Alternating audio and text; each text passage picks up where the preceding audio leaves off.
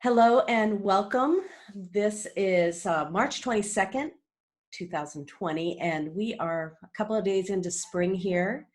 We have a lot of people joining us, and I'm really happy to be offering this meditation to combat the stress and the dysregulation around what's going on when we're staying put at home and we're sort of being sequestered. And here in California, we're really at the stay-at-home order. We're allowed to go out and go shopping for food and necessities and walking our dogs, but we're not allowed to gather. I know sometimes some of you are not quite at that elevated request from your governors, but here it's really changing our world and making people think about what they're doing and what they're doing it for and how they're living their lives. So hold on one second, I'm going to mute this. So for those of you who haven't joined us before, my name is Sarah McLean, and I have been teaching meditation, for about 25 years, maybe 27. And meditation, as I often say, can save your life. At least it saved mine. I definitely needed to find some sanctuary inside. And whether you're brand new to meditation or whether you've been meditating for a while, this time on this planet is really calling us to find that sanctuary inside, to find ways to self-soothe, to stay very present with our lives. And, in general, a lot is coming up for many of us. We're having thoughts about our mortality. We're having thoughts about the future, what's going to happen. We're having so much uncertainty that it can start to trigger maybe fears. It can start to activate previous traumas in the nervous system. And so what we're doing here is trying to create some moments of peace and some moments of deep rest. So even if panic or anxiety is your constant companion and it's exacerbated by these moments of uncertainty, we're going to try to create that peacefulness that is always there for us. It's in the sanctuary of our own hearts and minds. So today I want to share a little bit about being present with everything. I know we talked a little bit about this morning when we were on the call. And some people have the belief system that meditation makes you feel good all the time. And what I know is meditation has beautiful side benefits, some of them being that it helps us to activate the restful response in our nervous system. It helps us to be much more present for our lives. It helps us to access that loving presence that we are. It also helps us to look for what we want to find. It helps us to be in charge of our attention so we can see what we want to see in the world rather than being reactive to it. Now, my mother's on this phone call, for those of you who don't know that, and she's chatting away over there. So we're going to just quiet her down and stop being so distracted by it. Anyway, I'm really happy you're here. And, meditation means a number of things to a number of people and different things. There comes from ancient tradition, modern tradition, contemplative traditions, religious traditions. But meditation really refers to two things. First, it refers to the myriad of practices, both ancient and modern, that help to settle the nervous system and help you to get in touch with what's inside yourself. And it helps you, in most cases, to come present to this moment and meet it with love and awareness and clarity. So there's meditation, which can refer to so many types, and there's also the state of meditation. Now, what is the state of meditation? We talked a couple of days ago about the various states of consciousness. Sometimes we're awake, sometimes we're dreaming, and sometimes we are asleep, right? We go through those three states of consciousness: waking, dreaming, sleeping. When we add meditation, we're adding a new way of being, and literally. The nervous system settles down, the brain waves settle down, the whole body starts to relax. We move from the stressed fight or flight response to the rest and digest response, the parasympathetic response, which is essential for repairing our bodies, repairing our brains, repairing and getting rid of toxicity in the body, to maximize digestion and elimination, and to normalize the natural physiological responses. So the state of meditation is parasympathetic, which means rest and digest. The mental activity starts to quieten, and the correlating body sensations start to settle down. So it's different psychophysiologically than being awake, asleep, or dreaming. Meditation is different. It's a different state of consciousness. And so for those of you who have been joining me or been meditating on your own, you know that sometimes in meditation you lose track of time and space. You can lose track of where your hands and feet are. You almost lose track of what I'm saying. And you go into this sort of suspension, what Deepak Chopra or Wayne Dyer might say, going into the gap. And they're talking about the gap between the thoughts, where the thinker of the thoughts resides, the real you resides. So, excuse me for 1 minute. I think my mother has got me on. I'm going to call her back so she can listen in. She just disconnected herself. She's 87. So I'm trying to help her listen in. So we're going to today practice mindfulness, and we're also going to practice contemplative prayer. Contemplative prayer is the practice of praying, whether you're Jewish or Christian or atheist or agnostic. It's almost like this petitioning for help. And sometimes you might just do that when when maybe you're looking for a parking space, or when you can't get a jar open. There's this petition that you have. And so we're going to be doing a little of that once we've settled the nervous system. Now, we talked about what meditation is. It's a state of consciousness as well as the practice. And now I want to talk about mindfulness. What is it? Is it the same thing as meditation? And why is it so beneficial? So mindfulness really refers to two things. It refers to a type of meditation that helps you to become very present to your life, very present to what you're doing while you're doing it, very present to the emotional content and how you're feeling. And also mindfulness is a way of life that is cultivated by the practices of deliberate practice of mindfulness meditation. So there are many forms of meditation. We are going to practice mindfulness meditation, and then we're also going to practice contemplative prayer. And all that is I'll read a prayer, and you can, if you like, start to repeat it back to yourself. Now, quite often I like to kind of clear the slate before I start meditating. And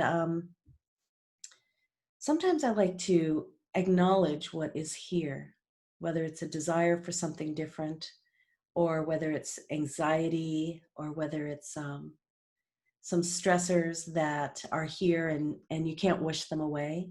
Sometimes I like to invite them in so I can love them just as much as I love everything else. So let me give you an example of that. On another call, I was talking about how I had cancer. And at the time, and it was a long time ago, the new age wisdom, or the complementary medicine wisdom, was to imagine that the cancer cells were sort of invaders into my body. And then I imagined my white blood cells fighting them off. So this was an instruction I had received from, I'm not even going to say the name, from a new age sort of complementary guy, medicine guy, who said this would really work. And so I believed it. I wanted to do anything but get surgery. So I tried it. Every night before bed, I would imagine the cancer cells as the enemy. And then I imagined myself fighting them off. And what I started to notice day after day was that did not leave me in a good space. I had a war going on in my body. And so instead, I decided to try something new. I decided to love my cancer cells. I decided that love might be the salve that they needed. It might have been what they needed. So as I was lying in bed doing my body scan and bringing my attention to my thyroid and my throat, I decided to bring love to it. And I know now that attention, unadulterated attention, is like a beam of love. It's like a beam of love that, if I sit with the sensation, can create an entirely, how do I say, nourishing effect on my nervous system. And for me, it was very palpable at the time. It was so in contrast with the fight. And I'm not going to suggest we love the coronavirus, but I am going to suggest that maybe you love the myriad of emotions that you're experiencing. Just saying, I hear you. I know you are there. I love you. And I want you to be peaceful. But just not acknowledging them rather than pretending they're not there and having them sneak up when you're least expected, as you're driving or taking a shower. So let's take a moment now. And in meditation, what I like to do is just get comfortable. And I invite you to do the same. I'm sitting with support behind me, but you can sit up against the headboard of your bed or wherever you are and find that support and that safety in the moment. I'm going to invite you to close your eyes and sit relatively still, but you don't have to. You can move around if that feels better. You can open your eyes if that makes you feel better as well. If you notice that you're suddenly feeling a little anxious, I invite you to open your eyes, maybe look out the window or look at some familiar object in your room. Maybe finding a little appreciation for yourself for giving this a shot, and then coming back to the practice. Also in meditation, it's okay to get interrupted as the mind wanders into different time zones. Just come on back here when you notice it. Whenever you notice you're distracted, come on back here. Again, again, again, and again. Number 2, be nice to yourself. Again, loving what's here, not pushing it away. Creating harmony within your body and mind. Being present with the good, the bad, and the ugly. Number 3, don't try to have a certain experience. Although we think maybe, if we're here in meditation, it should feel all good. It doesn't sometimes. And that's perfectly fine. Sometimes you're going to feel a little anxious, or maybe you'll feel a little blissed out, or restless, or bored. Doesn't mean it's not working. It just means you're just purifying your nervous system. Because who you are is naturally present, loving, and peaceful. That's everyone's birthright. That's how we are. And there are these layers that sort of accumulate from not having what we want, from toxic relationships, from stressful moments in our lives. And meditation's like dusting off those layers. And sometimes it can be a little uncomfortable as we go through the practice. Number 4, don't try to have a certain experience. Don't look for a certain experience. Don't try and conjure up a certain experience. And instead, just have the experience you're having. Have the experience you're having. And lastly, let's stick with the practice, even if it gets a little rough. And as I said, if it gets a little rough, open your eyes, look around, be nice to yourself. And then if you want to join in again, you can. But just giving yourself the opportunity to be here with this practice. We'll be meditating for maybe 12 to 15 minutes. We'll see. We'll start with a mindfulness, and then we'll move to a contemplative prayer. And what I was saying before is I like to start with just acknowledging what's here. So I invite you now to close your eyes and get comfortable. And you can deepen your breath if you like. Breathing in slowly and deeply through your nose. And breathing out slowly and fully, ideally through your nose if you can. Don't worry if you can or can't. Just breathing mindfully. The breath and paying attention to it is always an anchor to this moment. And this moment right here, this is your life. This is when it's happening. This is where it's happening. And though the mind wants to maybe move into the future when everything's over, this is actually when it's happening right now. Might want to move into the past, pre-coronavirus. But you know what? This is when it's happening, right here, right now. Tuning into the breath, letting it be natural, tuning into the sounds in the environment and noticing maybe the sounds of the sounds without trying to identify the source. Instead, welcoming the sounds as they arise from the silence and return to the silence.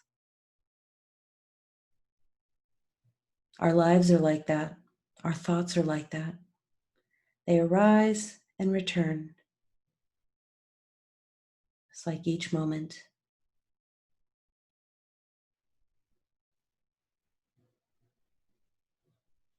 So now explore how you're feeling emotionally. Every moment it can be different.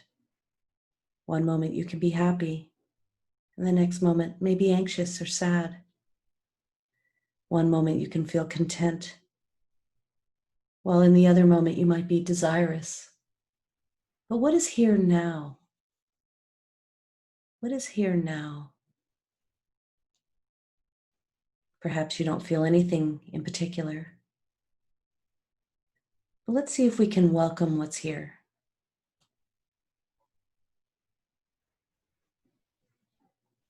Maybe saying hello and giving it a name. Hello, there's my fear, or hello, there's my contentment.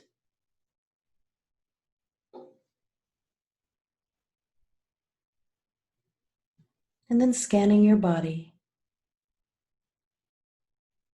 noticing if it lives in a particular place, your joy, your meanness, your compassion, your fear.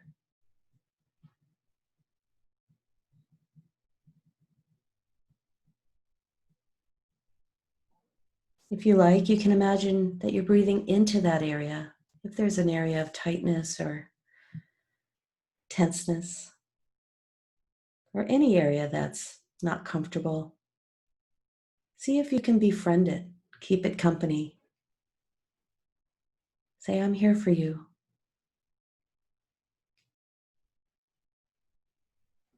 I love you. I see you, I hear you, and I feel you.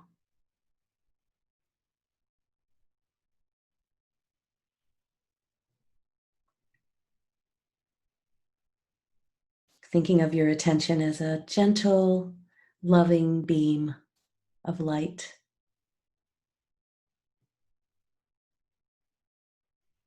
Like a flashlight you shine on the inside.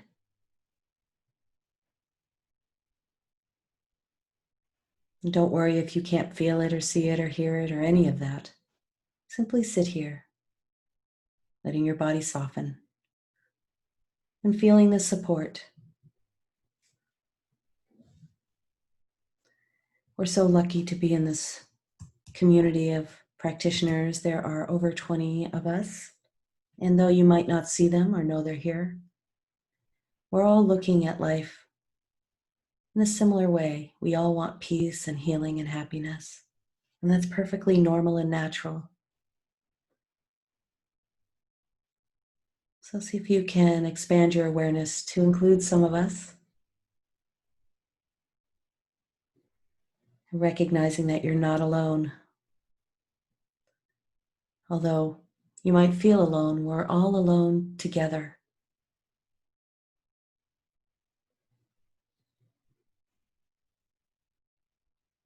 We all have our own way of responding. And the way you respond is perfect. You don't have to be more enlightened than you are. It's important to be kind to yourself. And we'll start now to be kind to the body, your vehicle, your ride.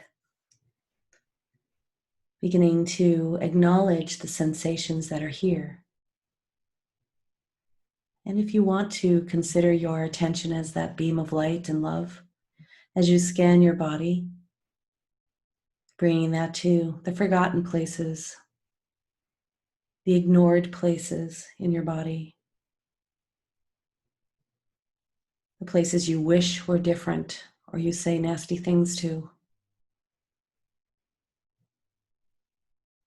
Maybe you're used to calling your back a bad back or your knee a bad knee. Whatever it is that you tend to be unkind to, can you bring some kindness and some love to those areas of your body? Letting your attention be the intelligence that's needed, the love that's needed.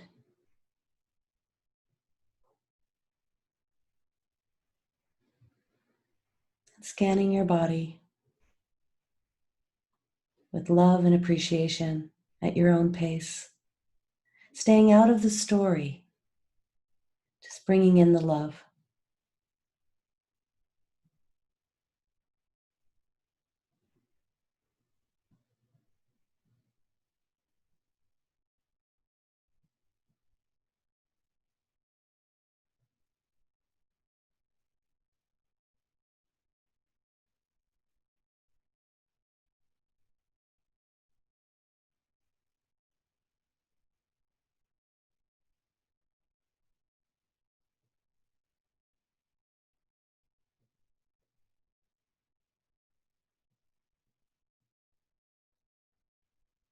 And bringing your attention now to your sense organs. Noticing the sensation of touch and appreciating your skin and your hands and your ability to feel and reach out, hold and behold.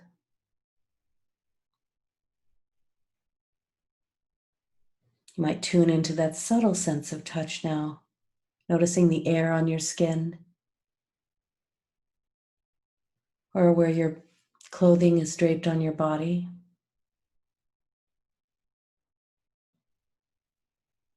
Or noticing once again and welcoming the sensations in your interior, whether they're emotions or simply the sensation of being alive.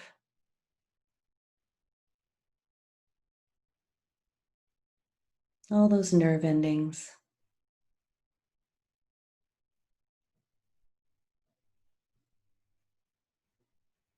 And now paying attention to your ears, the organs of hearing sounds and silence, words of encouragement, compliments, music of nature. Appreciating your ears.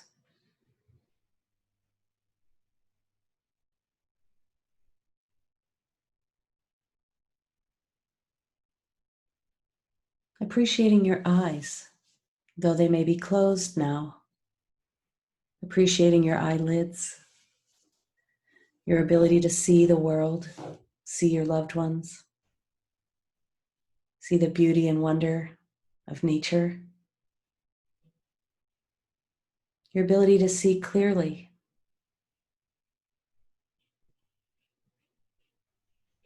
your beautiful eyelids that keep your eyes protected and moist,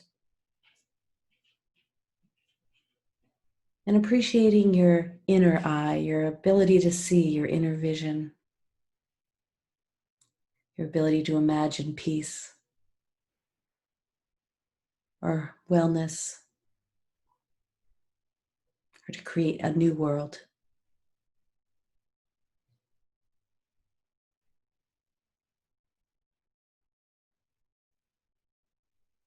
And now appreciating your mouth, your taste buds, your tongue,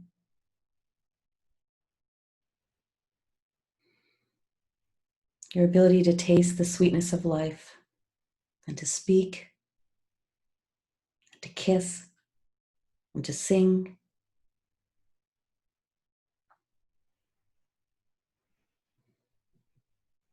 This is that organ that takes the world out there and turns it into your body through the process of eating.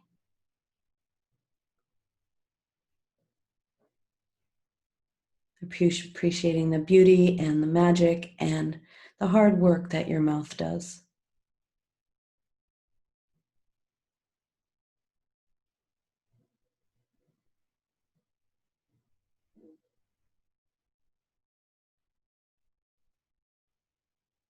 And then appreciating your nose. Not only its ability to bring that oxygen in and breathing out carbon dioxide, the direct pathway in and out to your lungs, but its ability to smell the sweetness of life, to keep you safe, the smell of familiarity, the smells that and aromas that trigger memories. Just appreciating your nose, its ability to hold up your glasses. We often don't even think of it.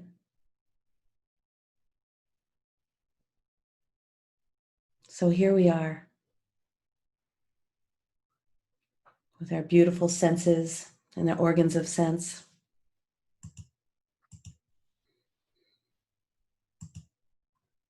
And now I'm going to suggest that you simply sit with the sensations of your body, noticing what it feels like to be here now and feel supported.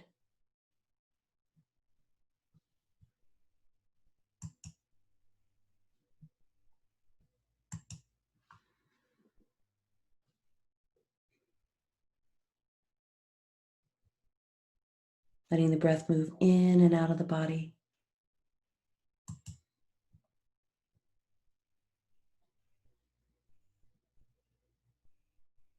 Letting your attention be the love that your body needs.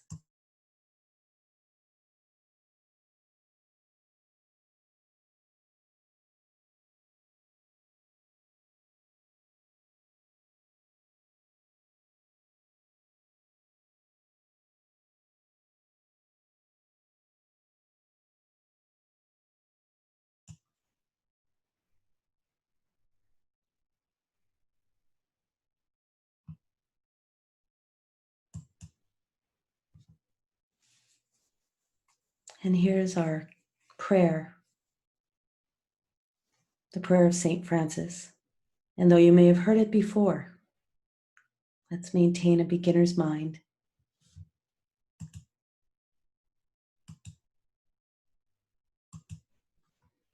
Lord, make me an instrument of your peace. Where there is hatred, let me sow love. Where there is injury, pardon.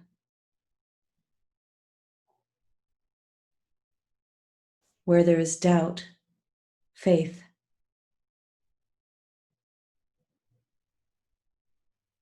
Where there is despair, hope.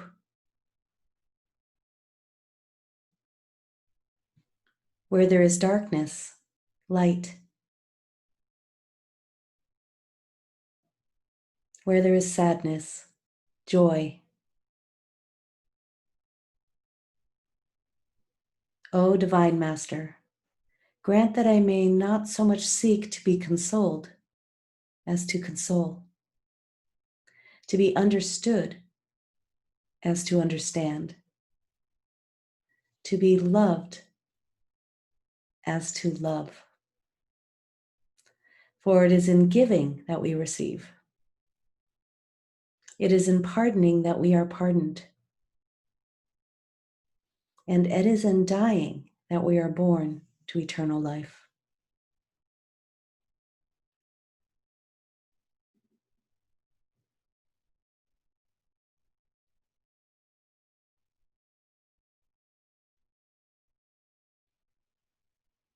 So bringing your attention back to the body, to this moment, noticing how you're feeling, noticing the support that's here now.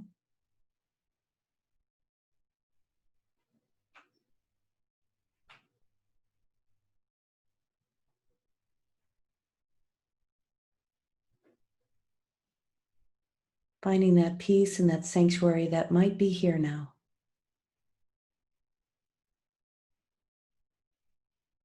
Whatever is here, let's allow it to be.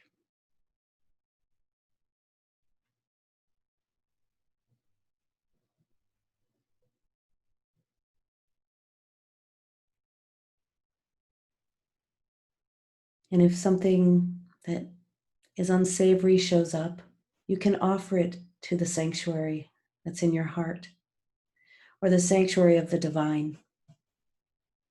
Take this, I can't carry it.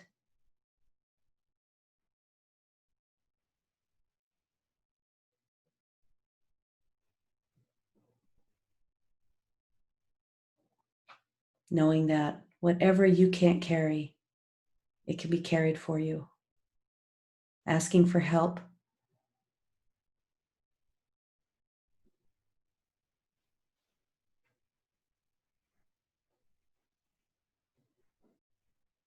I offer up my panic. I offer up my fear. I offer up my meanness,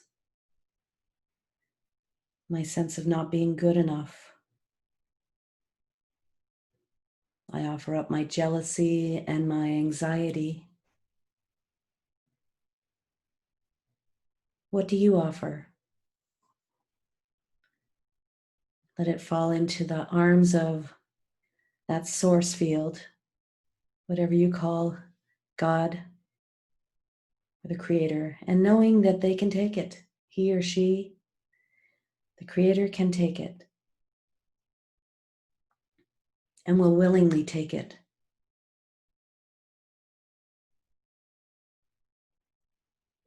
Lightening your burden just for a little bit.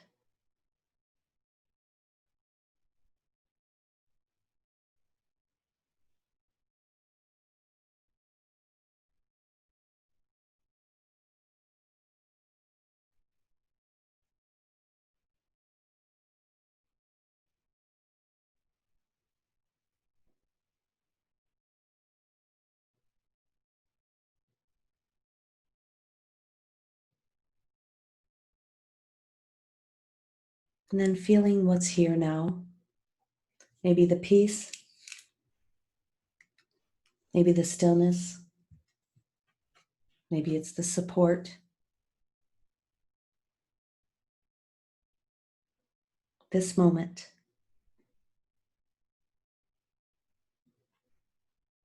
And let's offer a prayer to everyone who is going through this, who knows about this virus, this crisis, and is navigating their interior as we refine our lives. May you be peaceful. May you be healthy. May you be happy. May you be free from suffering. And may you know that you are loved.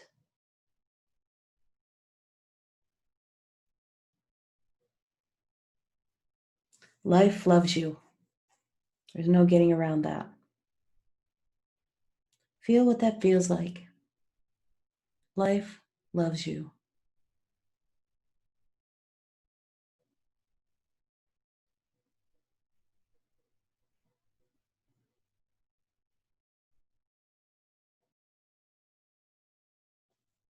So keeping your eyes closed, I'm going to sound the bell as we come out of meditation.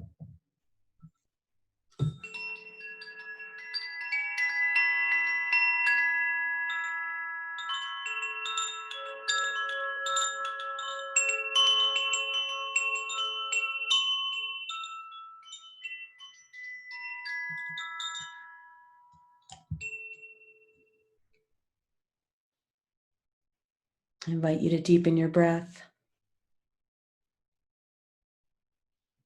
and to bring your hands together if you care to, letting your thumbs touch your breastbone and honoring yourself and that life force, that love force that lives through you as you, that calls you forth to lead your most beautiful life, free from fear and suffering. Appreciating yourself for taking this time to connect with that, to awaken to that sanctuary inside you.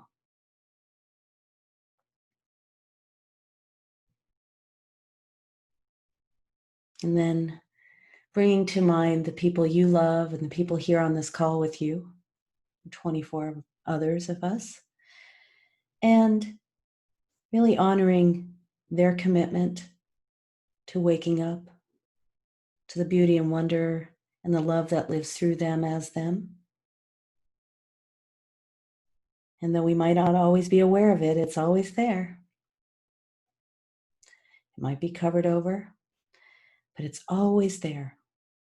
And the more we can practice connecting to the deepest, most essential part of ourselves, the more it will be embodied in our daily lives and in our awareness and in our emotions.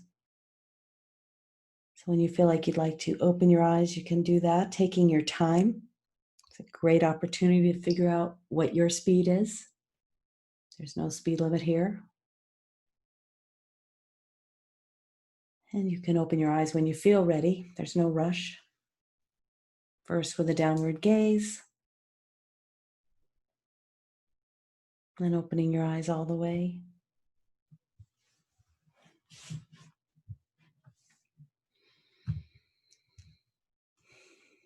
Thank you for joining me.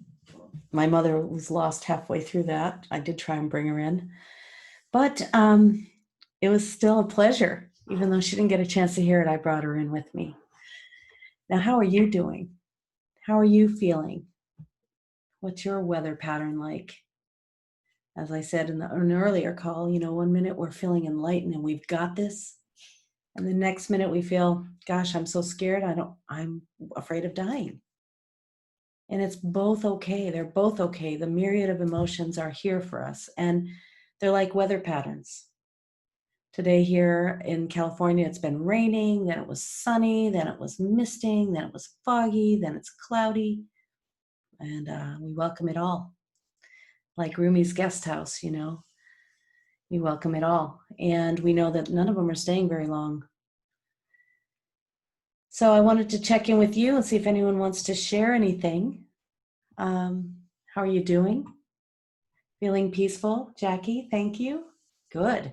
That's always good. When we do these practices, they're good whether you think they are or not. They are helping your immune system not get so confused as you are optimizing your restfulness. And also, if you meditate on a pretty regular basis, you end up getting really good sleep at night, which of course is the number one way our nervous system releases stress. It's the way your body gets rid of toxicity, cellular waste, rebalances your hormones. So meditation is really good to support your sleep patterns. So I'm going to open this up if I can. Let's see if I can. And if anyone wants to share, I'd love to hear how you're doing. I see someone in the chat. Grateful to tap into the peace. Didn't sleep well. Yeah, we can feel irritable. A bit of emotional roller coaster. Hi, Audra. Sorry about that. But I'm here for you, and I love that you keep showing up. Oh, yeah. Yeah, I know I didn't sleep well yesterday, and I had to have a nap in the middle of the day. And you know what? The good news is we can nap, as long as you don't have to show any houses, right? Not today, no. That's good. Well, I just invite you to, put everything in perspective in terms of this being so disruptive. It can, as we were saying in another call, it can kind of re-traumatize some of us if we are noticing that we're kind of reacting in a stressful way, and that's okay. What do you need to feel better? Whether you can, if you have a therapist, I invite you to call them. If you have some practices for self-love, whether it's taking an Epsom salt bath or aromatherapy or dancing on your own in your closet to some wild music, whatever it is that's going to move the energy. And emotions are energy in motion. Emotion, energy in motion. And as we're called to deeper self-realization, as this particular flu is creating for us, we start to purify some of our emotion, our layers of existence. In the Vedic tradition, they call them koshas, layers of existence that maybe trauma gets stuck in. And so as you stay committed to your spiritual path, and get the help you need, if it's a therapist or you need to reach out to a friend or do some journaling, I invite you to do that. It's very stressful. This is a time of a lot of stress. Uncertainty can really trigger many of us. And doing these practices, it's not always going to be a good day for all of us, but there can be good moments in a bad day. And there can be moments of peace in a day that's chaotic. So keep looking for that you want to see in the world. Keep looking for the ways in which life supports you. And recognize that even if you're feeling stressed and panicked, it's not permanent. Yes, Reed, hey. Hi, Sarah. Hi. I've been practicing a form of mantra meditation for a few years called primordial sound meditation from the Joker Center, and I'm actually training to be a teacher in primordial sound meditation. But I oftentimes feel like when you talked about the gap, I don't think I've ever experienced the gap. Because you talk about going beyond and like not knowing where you are and like losing contact with your body and the surroundings. I've never experienced that before. I'm wondering.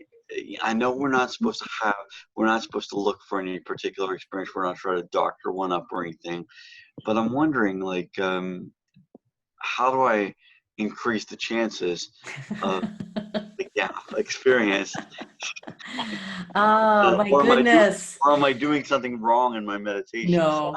I might send you actually a private email about something, but other than that, I'm just wondering if I'm doing anything. Okay, well, I love that you asked the question. I used to be I was a trainer for primordial sound meditation teachers, of course. Okay. It's a silent mantra practice, for those of you who don't know it, using Sanskrit mantras specific to a particular vibration that you can look up online if you want. I'm not going to go too much into that, but don't forget, mantras are, the word mantra means instrument for the mind.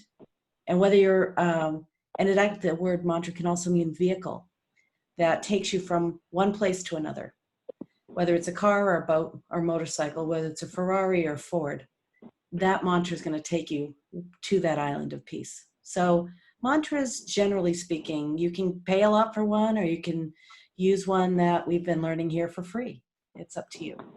However, let's talk about transcendence and going into the gap, because many people like you, Reed, feel like they've never experienced it. Now, I'm going to give you a couple of analogies, because here's the thing about transcending and going beyond. In meditation, there's usually you, the subject, and your gentle attention on an object, right? Subject, object. Yes. And I'm just going to mute you, Reed, just for a minute. And subject, object split. So there's you paying attention to that, whatever that is, a visual, the body, a prayer, a mantra. So as we meditate, we bring our gentle attention to it. Subject, object, duality. At some point throughout the practice, depending on the practice, the nervous system starts to settle down. The impulses of the mental activity start to quieten. And as they do, that spaciousness between the thoughts starts to arise. And at some moment in time, there is a fusion between subject and object. The subject-object split dissipates, and all there is what some people would call thusness. All there is this, or that, or a pure awareness, not awareness of any one thing. So remember, we talked about awareness as being like a beam that lights up whatever you pay attention to. So you're beaming on the mantra, but don't forget, mantra means instrument for the mind. As the mind settles down and the body's correlating, settling down, there's a moment of transcendence, which means going beyond subject-object split. You know that you're not sleeping. There's awareness itself. And sometimes it's a feeling of full-on presence. There's a lot of layers to this. So I'm going to do the simple one. Then you'll have the thought, oh my God, where was I? That felt so good. What time is it? Okay, so the experience went wide. And then, oh my gosh, where was I? It starts getting into that exact focused awareness again. So it goes wide and then focus awareness. The wide and sort of the unplugged, the off switch is not going to be perceptible to you because there's no subject object. You have merged with everything. There's no individuation. So the minute you go, what time is it? Then you're back to, I better repeat the mantra again, right? But in the gap, there is no awareness of the gap. That's the thing. It's like a fish in water. Doesn't know it's there until you pull it out. That's you. The gap is that ocean of awareness. And you don't know it's there until the thought pulls you out like, what time is it? So here's another analogy. You know, fluorescent lights are gases that flow back and forth between these tubes, right? And to the naked eye, the mind registers it as always on. A fluorescent light seems like it's always on. But if you were to take a video of it and slow it down, you would see that the fluorescent lights are constantly on and off, on and off, on and off, on and off. That's what happens with us. And meditation especially, the off is a little more pronounced. The only way you can screw this up is by constantly looking for this natural experience of transcendence. By saying, is this it? Is this it? Is this it? Because if you're monitoring your experience, she's a nurse. You will, I'm going to go ahead and mute that there. As you monitor your experience, you will impede the naturally settling down of the nervous system. So the way to do it correctly is what my 5 essentials are. Thoughts are okay. Be kind to yourself. Do not try to have a certain experience. Do or do not, there is no try. So instead, what you do is to practice and let the experience come. Just like when you're lying down to go to sleep. If you're trying to sleep, how fruitful is that? If you're trying to be creative, how fruitful is that? So what we know is trying is just a mental activity. And it gets in the way of our natural transcendence, our natural settling down. So it's like the effortless effort. It's kind of like a koan. Unfortunately, there's no direct path except for the one you're doing. And usually, transcendence is followed by a feeling of expansion or timelessness, or maybe like you've fallen over, or you get lost a little bit, or a deep breath. Sometimes in middle meditation, you might go, and that's an indication that your body was at such a rested state that it actually needed more breath. So you're doing it correctly, Reed. It's going to be, as a meditation teacher, it's one of the most challenging things to explain because there's no experience of it, because there's no experiencer. So I invite you to continue practicing with innocence and a beginner's mind, and don't try too hard. So thank you.